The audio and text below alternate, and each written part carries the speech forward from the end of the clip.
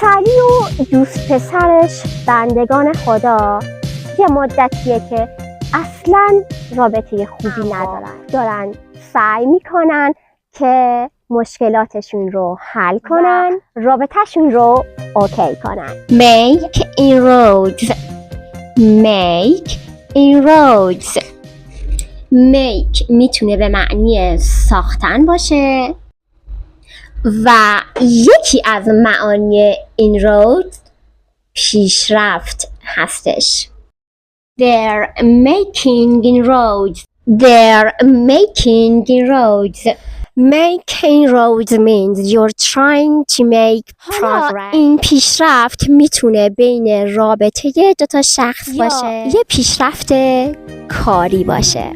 اوکی دوست عزیزم، اصطلاح این جلسه رو بسپار به ذهنت و تا 24 ساعت هر